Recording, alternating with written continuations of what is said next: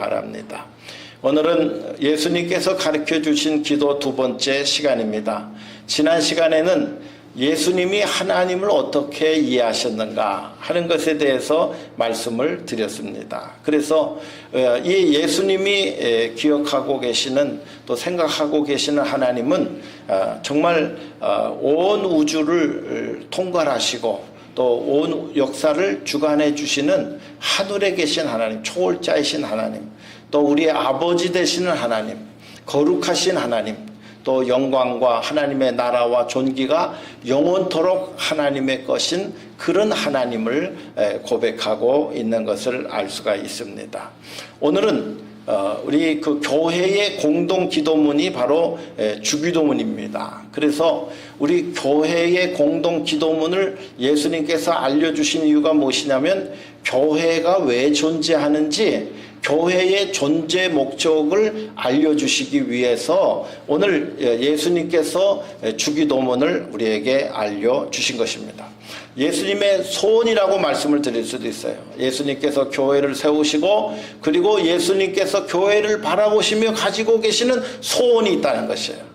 여러분들도 여러분의 자녀 또 여러분의 배우자를 향하여 소원이 있을 것입니다. 그렇죠? 예, 그런 어떻게 됐으면 좋겠다, 어떻게 했으면 좋겠다 그런 소원이 있어요. 마찬가지로 예수님께서 십자가에 못 박혀 돌아가시고 죄인들을 구원하시고 하나님의 자녀를 삼으시면서 그들에게 자기의 목숨을 내어주시기까지 사랑하시면서 예수님이 가지셨던 소원이 있는데 그 소원을 바로 이 주기도문 안에 담아 놓으셨다는 것입니다. 그래서 여러분 이 주기도문을 잘 이해하시면 예수님의 소원을 우리가 깨닫게 되고요. 그리고 예수님의 소원도 우리가 이루어 드릴 수 있게 되는 줄로 믿습니다. 그래서 예수님의 첫 번째 소원은 뭐냐면요. 아버지의 이름이 거룩히 여김을 받는 교회가 되었으면 좋겠다라고 하는 것입니다. 무엇이라고요? 이것이 가장 으뜸되는 기도 제목이 뭐냐면 바로 하나님께서 그의 이름을 거룩하게 하도록 거룩하도록 그렇게 해드리는 교회가 되어야 된다는 거예요. 출애굽기 20장 7절 말씀에 있는 말씀 보니까 나는 너희 하나님 여호와의 이름을 망령되이 일컫지 말라. 나 여호와는 나의 이름을 망령되이 일컫는 자를 죄 없다 하지 아니하리라. 그렇게 말씀하고 있습니다. 하나님의 이름이 망령되이 함부로 불리고 하나님의 이름이 땅에 떨어지는 그런 일들에 대해서 하나님께서는 좌시하지 않겠다. 그렇게 얘기하십니다. 어떤 사람은 자기 자신의 정직성을 결백성을 드러내기 위해서 성전을 향해서 맹세하는 분, 하나님을 두고 맹세하는 분, 이런 분들이 많습니다. 여러분 그거 다 오만한 것입니다.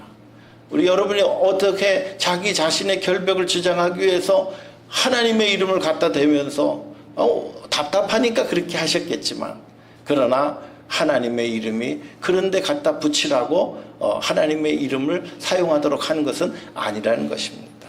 그래서 오늘 우리 교회는 하나님의 이름이 거룩히 여김을 받으시는 그런 현장이 되어야 된다는 것입니다. 요한복음 4장 23절에도 하나님께 참되게 예배하는 자들은 영과 진리로 예배할 때가 오나니 곧 이때라. 아버지께서는 자기에게 이렇게 예배하는 자들을 찾으시느니라. 하나님은 영이시니 예배하는 자가 영과 진리로 예배할지니라. 그렇게 오늘날 현대교회는요, 예배가 영적으로 살아있는 교회가 있고 그렇지 않은 교회가 있어요. 여러분들도 한번 생각해 보세요. 성령 하나님을 체험하는 예배를 드린 경험이 여러분 얼마나 되셨습니까? 성령께서 내 마음으로 정말로 찬양을 마음껏 하게 하고 하나님의 말씀을 들을 때 아멘하고 순종할 수 있고 성령께서 내 예배를 이제 하나님께서 좌정하셔서 내 예배를 받으시고 계시다라고 하는 그런 확신이 드는 그런 그 예배, 내 마음의 문을 활짝 열고 하나님께서 나의 영혼을 바라보게 하시고 말씀에 비추어 하나님 앞에 섰을 때에 회개할 것이 있으면 회개하게 하시고 은혜 받을 것이 있으면 은혜 받게 하시고 축복이 있으면 축복에 대한 약속이 있으면 그 약속이 정말 내게 주시는 그 위로와 소망의 약속이 되는 그 신령한 은혜를 참여하는 영적인 예배, 신령한 예배, 그 예배를 우리가 사모하고 여러분들 예배에 참여하셔야 될 줄로 믿습니다. 그래서 예배 시간에는 여러분 다른 것 자꾸 생각하시지 말길 바랍니다. 오직 예배에 집중할 수 있도록 우리가 교회가 그런 분위기를 만들어 가야 됩니다. 성령께서 지금 우리의 마음에 들어오셔서 우리에게 말씀하시고자 하는 것에 집중할 수 있도록 그렇게 해야 됩니다. 교회마다 이제 문화가 다르더라고요. 제가 미국 교회도 여러 번 참석을 했는데요. 요즘 미국 교회의 트렌드는 뭐냐면 찬양을 1시간씩 부르는데 찬양하는 동안에는 들어오지도 못하고 나가지도 못합니다. 그래서 온전히 1시간 동안 하나님께 찬양을 서서 그렇게 부르더라고요, 보니까. 그런데 오히려 설교 시간에는요, 화장실도 가는 분도 있고 설교 시간에는 또 이렇게 늦게 오신 분들, 들어오시는 분들도 있고 그렇더라고요, 보니까. 그런데 한국교회 전통은 어떠냐면 설교 시간에는 움직이면 안 돼. 화장실 가도 안 돼요. 그리고 이제 늦게 오신 분들은 기도 시간에 문을 살짝 열어드리면 그때 살짝 들어오시도록 그렇게 하더라고요, 보니까. 그래서 교회들마다 문화가 다르고 전통이 다른데 하여튼 무엇에 포커스를 맞출 것이냐, 찬양에 포커스를 맞출 것이냐, 하나님의 말씀에 포커스를 맞출 것이냐, 그 모든 것들이 다 중요한 것이죠. 어쨌든 우리 교회가, 우리 성도님들이 어떻게 하면 하나님을 만날 수 있는, 하나님을 경험하고 체험할 수 있는 그런 예배를 만들 것인가. 그래서 요즘에는 예배를 디자인하라 하는 그런 그런 타이틀도 나오고, 예배를 어떻게 하면 하나님 앞에 영적으로 섬길 것인가에 대한 그런 그 논의들도 많이 되고 있습니다. 우리는 하나님 앞에 예배를 통하여 하나님을 거룩하게 만들어 드리는 것입니다. 예배는 누구를 위한 예배예요? 여러분, 나를 위한 예배가 아니고 하나님을 섬기는 행위인 것입니다. 예배는 우리가 은혜 받으러 교회 가는 것이 아니고 하나님을 제대로 섬길 때에 은혜는 결과로 주어지는 것입니다. 어떤 분들은 오늘 교회 갔더니 은혜를 별로 못 받았어. 그런 분들은 여러분 은혜 받으려고만 갔기 때문에 그런 거예요. 내가 하나님을 중심으로 섬기려고, 내가 하나님 앞에 하나님을 최대한도로 경배하려고 나오신 분들은 여러분, 우리가 그 과정을 통하여 하나님께서 주신 은혜를 경험하게 될 줄로 믿습니다. 그래서 예배를 통해서 은혜는 여러분 결과요 열매이지, 그것이 나의 삶의 우선적인 예배의 목적이 아니라는 거예요. 예배는 구원받은 자가 구원에 감격하여 나를 구원하신 하나님을 경배하고 찬양하고 하나님의 말씀을 경청하기 위하여 모인 곳이 예배의 목적인 줄로 믿습니다. 예배의 목적이 바로 세워져야 하나님을 거룩하게 만드는 일이 되는 것입니다. 은혜가 목적이 되면 어떻게 됩니까? 예배의 주인이 누구예요? 내가 예배의 주인이에요. 그래서 내가 은혜 받아야 그 예배는 좋은 예배가 되는 거고, 내가 은혜를 못 받으면 아이고 이 예배는 별로야, 하나님이 없어져요. 예배에는 하나님이 주인공이시. 예배를 받으시는 분은 하나님이 예배를 받으셔야 될 줄로 믿습니다. 오늘 본 말씀 중에 하나님의 이름을 거룩하게 해야 된다. 그것이 예수님의 첫 번째 소원이라고 말씀을 드렸습니다. 팬데믹 이후에 사람들이 교회가 본질로 돌아가야 된다라고 이야기하고 있습니다. 교회의 본질을 회복해야 된다라고 얘기하고 있어요. 많은 사람들이 팬데믹 이후에 교회를 떠났습니다. 왜 교회를 떠났습니까? 인터넷으로 예배를 드려도 되는 것으로 착각하게 만들었습니다. 인터넷으로 예배 드리면 나 예배할 일 다 했다. 여러분, 그것은 사람의 편의주의고 그 특수한 상황 속에서 이루어진 일이지, 우리가 할 수 있으면 여러분 어떤 시대와 상황을 초월해서라도요 모이기에 힘써야 됩니다. 히브리서 10장 24절에 있는 말씀 보니까 말대에 어떤 일이 일어나냐면 모이기를 패하는 일들이 있을 것이다. 주의 성전에 모이기를 패하는 일들이 있을 것이다.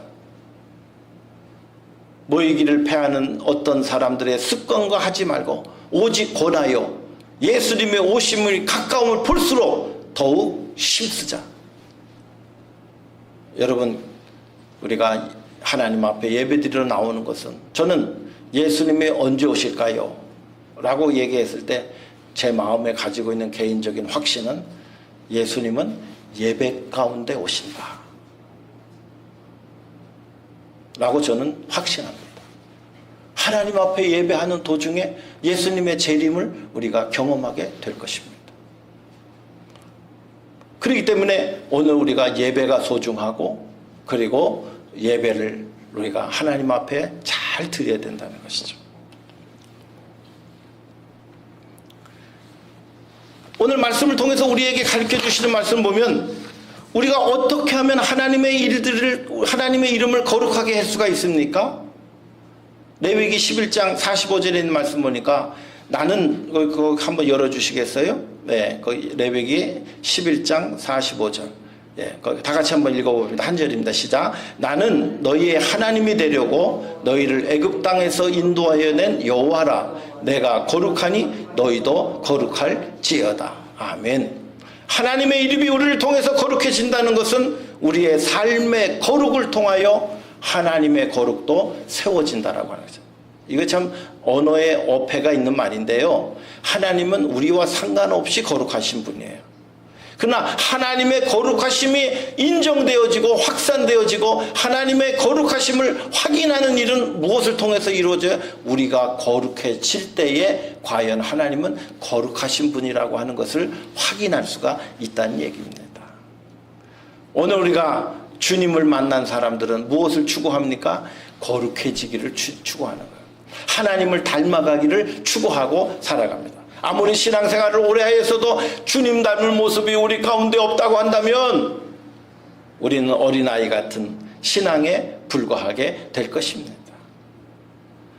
정말 우리가 무엇을 하든지 주님의 그 삶과 주님의 정신과 주님의 인격이 우리 안에 충만히 체험받게 된다고 한다면 오늘 우리는 우리의 삶 안에 성숙한 거룩한 그리스도인으로 세움받게 될 줄로 믿습니다. 그러면 우리의 삶이 거룩함으로 나아가는 것은 어떻게 가능할까요? 제가 오늘 세 가지로 여러분들에게 말씀을 드리겠습니다. 어떻게 하면은 우리가 거룩한 삶을 살아갈 수 있을까? 첫째로는 날마다 우리의 죄를 회개함으로 십자가의 구원의 은혜를 생각하며 살아가셔야 한다는 것이죠. 나는 하나님 앞에 회개한 지가 별로 오래됐습니다 라고 한 분들은요, 하나님 앞에 딱 서지 못하신 일이 많은 거예요. 바쁘셔서 그렇겠지만, 그러나 내가 하나님 앞에 말씀 앞에 섰을 때에 내가 회개할 일이 여러분 꼭 있습니다. 그것이 없다? 그러면 조금 더 깊게 한번 생각해 보셔야 돼요. 요한일서 1장 7절로 10절에 있는 말씀 보니까 그가 빛 가운데 계신 것 같이 우리도 빛 가운데 행하면 우리가 서로 사귐이 있고 그 아들 예수의 피가 우리를 모든 죄에서 깨끗하게 하실 것이요 만일 우리가 죄 없다고 말하면 스스로 속이고 진리가 우리 속에 있지 아니할 것이요 만일 우리가 죄를 자백하면 그는 미쁘시고 의로우사 우리 죄를 사하시며 우리를 모든 불의에서 깨끗하게 하실 것이요 만일 우리가 범죄하지 아니하였다면 하나님을 거짓말하는 이로 만드는 것이니 또한 그의 말씀이 우리 속에 있지 아니하니라 라고 얘기합니다. 내가 죄가 없습니다. 그러면 두 가지예요.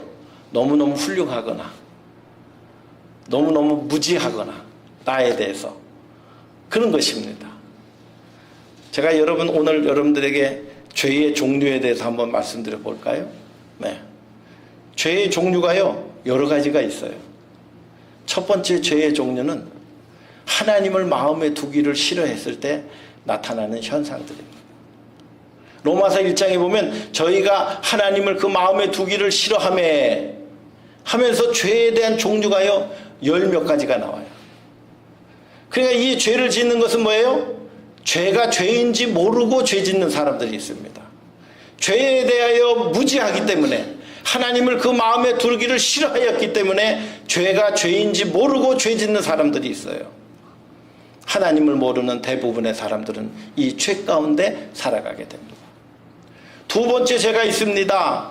실수로 짓는 죄가 있어요. 내 의도와 상관없이 말로, 생각으로 이렇게 실수하는 경우들이 있죠.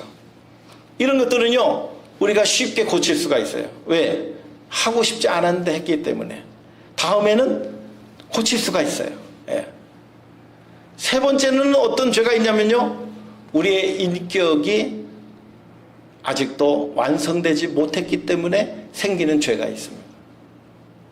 우리의 인격적인 습관이 잘못 배워서 나오는 옛 땅의 성품으로 가지고 있기 때문에 나오는 그런 죄가 있습니다. 그런 죄들 가운데 보면 그런 죄들은 어떤 것입니까? 바로 어떤 사람은 쉽게 분노합니다. 감정 조절이 안 되기 때문에 쉽게 이렇게 분노합니다. 어떤 사람들은 때로는 이렇게 자기를 변호하기 위해서 쉽게 공격적으로 말하기도 쉽습니다. 어떤 사람들은 나를 무시한다고 생각하면 열등감에 빠져서 다른 사람들을 막 공격하기도 됩니다. 그래서 나의 인격적인 부족함 때문에 생기는 죄가 있습니다. 그래, 하나님께서 우리에게 성령을 주셔서 우리에게 성령을 통하여 우리의 인격적인 부족함을 완성하게 하시고 새롭게 하시는 은혜를 성령의 열매를 통해서 이미 허락해 놓고 계신 줄로 믿습니다. 나의 인격적인 결함이 있고 부족함이 있다고 한다면 여러분 걱정하지 마시고 성령의 열매를 사모하시고 기도하시기를 바랍니다. 오직 성령의 열매는 사랑과 희락과 화평과 오래 참음과 자비와 양성과 충성과 온유니 이 같은 것을 금지할 법이 없습니다. 저는 이 금지할 법이 없다는 말에 굉장히 위로를 받았습니다. 그리고 끝까지 기도해 보았습니다. 저는 성격이 굉장히 안 좋은 사람이에요. 화도 잘 내고 또 여러 가지 열등감도 있고 여러 가지 부족한 것들이 많았어요. 그런데 이 성령의 열매를 말씀해 주시면서 이것들을 안 된다라고 얘기하는 법이 없고 성령께서 임하시면 그것이 완벽히 고칠 수 있다고 말씀해 주셨기 때문에 이 말씀을 굳게 붙잡고 계속해서 기도했습니다.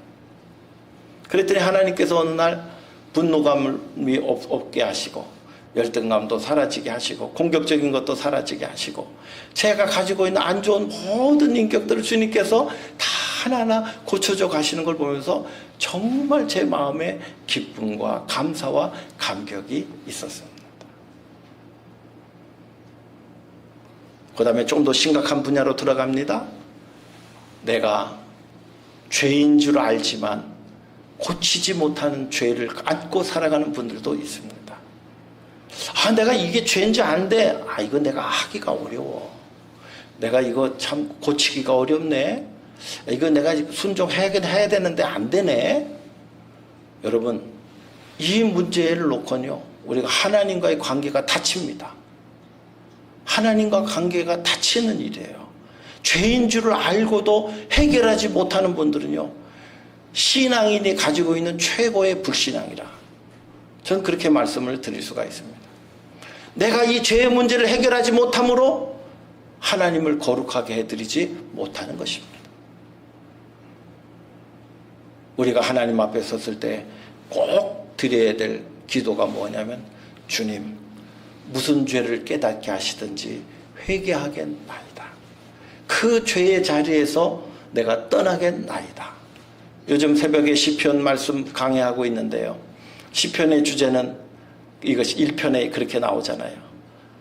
악인의 길을 쫓지 아니하고 죄인의 길에 서지 아니하고 오만한 자의 자리에 앉지 않은 것이 복 있는 사람이다. 죄인 줄 알면서도 죄의 자리에 서 있는 것은 여러분 불행한 사람입니다. 죄의 문제가 하나님께서 깨닫게 해주셨을 때 여러분 회개하는 그런 그 씨름을 해보시기 바랍니다. 제가 지난번에 말씀드렸죠.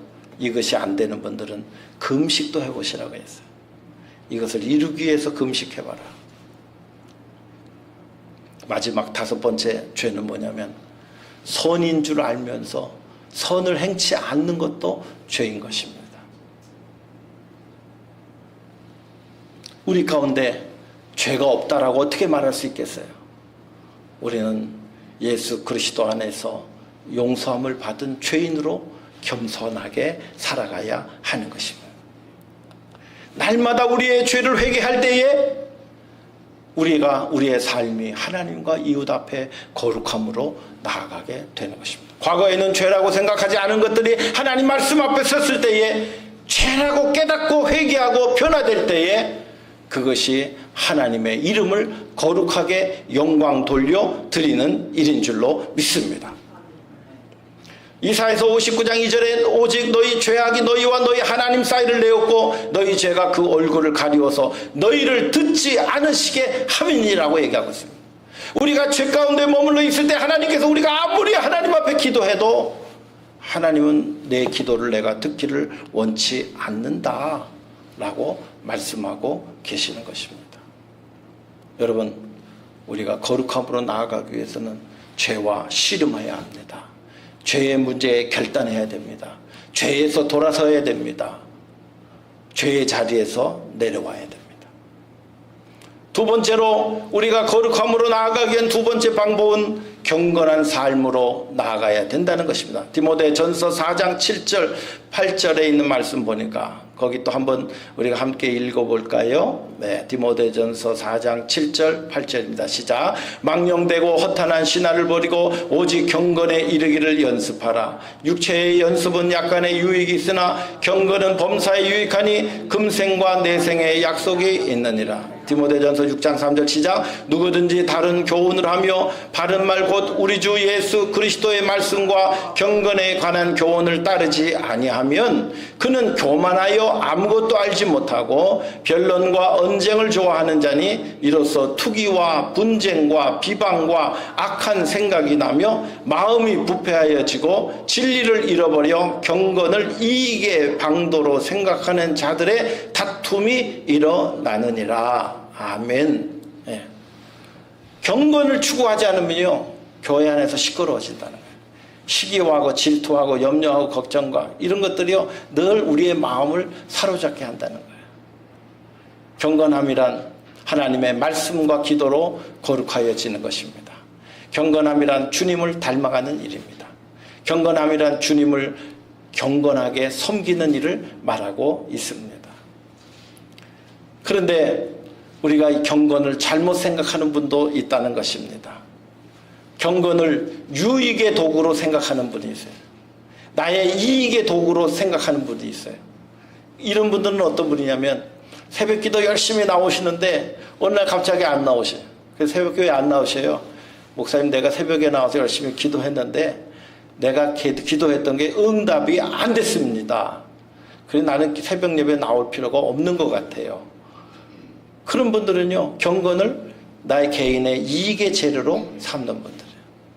어떤 분들은 이 경건의 유익을 자기의 개인의 자랑거리로 삼는 분들이 있어요. 나는 이렇게까지 하는데 당신은 뭐야? 당신은 왜 그렇게 안 해? 여러분, 그거는 경건의 모습이 아닌 것이죠. 다른 사람들을 용납할 줄 아는 마음을 가져야 경건의 능력이 있는 분들입니다. 인내하고 참고 기다리고 권면하고 기도하고 또 권면하고 그렇게 하는 것이죠. 여러분, 우리가 주님 안에서 신앙생활 하는 것은 어렵고 힘들고 때로는 고달플 때도 있습니다. 그러나 거기에 생명이 있고 거기에 하나님의 축복이 있고 거기에 참된 기쁨과 감격이 있습니다. 내게 주신 사명을 망각하면 우리가 주님 만날 때 가장 크게 후회합니다. 우리가 오늘 힘들고 어려워도 내게 주신 사명, 기도하는 사명, 봉사하는 사명, 전도하는 사명, 말씀 앞에 회개하는 사명, 우리가 그 사명들을 잘 감당하면 주님 앞에서 주님 만날 때 유쾌하게 되는 일이 반드시 오게 되는 줄로 믿습니다. 경건으로 나아가세요. 하나님께서 우리에게 원하시는 것이 뭐예요? 우리가 하나님 아버지라고 그러잖아요. 그러면 우리도 하나님의 성품을 닮아가야 될 거 아닙니까? 그죠? 하나님이 거룩하니, 하나님 내가 거룩하니 너희도 거룩하라는 것입니다. 세 번째, 우리가 거룩해지는 비법은 인간의 욕심을 내려놓고 십자가를 질 줄 알아야 합니다. 인간의 욕심을 내려놓지 못하면 경건함으로 거룩함으로 나아갈 수가 없는 것입니다. 마태복음 16장 24절 한번 또 읽어보겠습니다.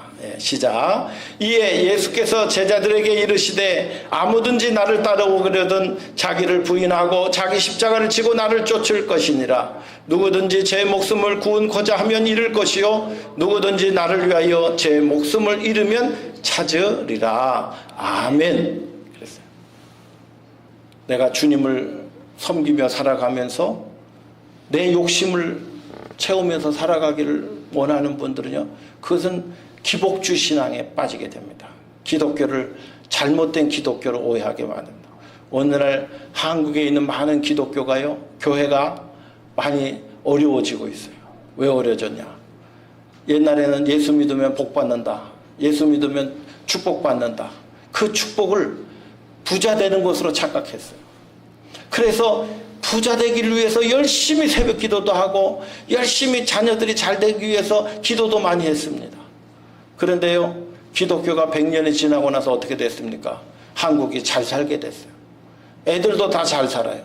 그러니 교회 나갈 일도 없고, 그러니 하나님을 믿고 의지할 일도 없는 거예요. 그래서 기독교가 어려워진 것입니다. 참된 축복은, 우리가 하나님께서 주시는 것은, 물질의 축복은요, 부수적으로 주시는, 덤으로 주시는 은혜인 줄로 믿습니다. 그것이 우선순위가 돼서는 안 되는 거예요.